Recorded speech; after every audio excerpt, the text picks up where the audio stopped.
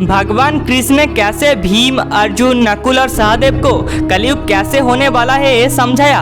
एक बार चारों पंडा भगवान कृष्ण से पूछा, माधव कलयुग कैसे होने वाला है, क्योंकि ये तेजी से आ रही है। तब भगवान कृष्ण ने कहा, तुम्हें कुछ कहने से पहले कुछ दिखाना चाहूंगा।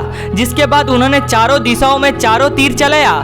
जिसके बाद उन्होंने चारों पांडव को एक एक तीर वापस लाने के लिए कहा। उसके साथ ही जो देखा वो भी बताने के लिए कहा। फिर चारों भाई चारों दिशाओं में चले गए।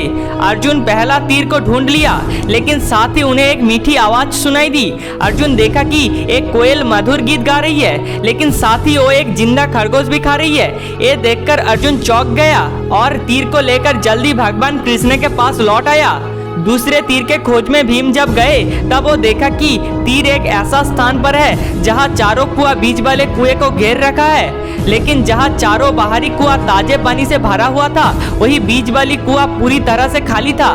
ये देखकर भीम आश्चर्यचकित रह गया और तीर लेकर कृष्ण के पास लौट आए। तीसरी तीर को नकुल जहाँ पर खोज निकला, वहाँ पर वो देखा कि एक गाय अपने नवजात बछड़े को चाट रही है, लेकिन बछड़े बिल्कुल साफ थी, फिर भी गाय चाट रही थी जब तक बछड़े से खून न निकल जाए।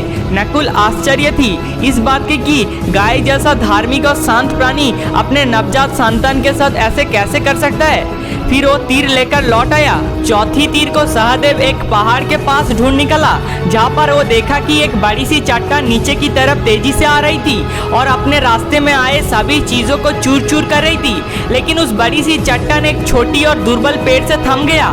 ये देखकर सहदेव आतंक में आ गया और वो तीर लेकर जल्दी से भगवान कृष्ण के पास लौट आए।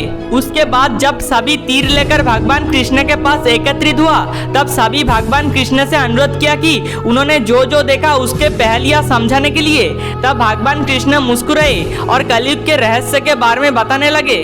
भगवान कृष्ण ने कहा, कलयुग में पुरोहित और धार्मिक व्यक्ति कोयल की तरह होगा, जिनके पास ज्ञान और मीठे बात कहने का क्षमता होगा, जिससे वो अपने अनुयायियों का शोषण करेंगे और पीड़ा भी देंगे, जैसे कोयल खरगोश के साथ किया। कलयुग में अमीर और गरीब एक ही साथ रहेंगे, लेकिन अमीर गरीब की मदद नहीं करेंगे, भले ही उनके पास कुछ ज्यादा ही है। जैसे चारों कुएं में पानी लबालब है, लेकिन बीच वाले कुएं में एक बूंद पानी भी नहीं। कलयुग में माता पिता अपने बच्चे को इतना प्रेम करेंगे कि उनको बिगाड़ देंगे, जैसे गाय अपने बछड़े के साथ किया। कलयुग में लोग उस बड़ी सी चट्टान की तरह अपने विनाश की ओर तेजी से भागेंगे, लेकिन भगवान का नाम होगा उस छोटी सी पेड़ जो आपको अपने विनाश से बचने के लिए मदद करेंगे।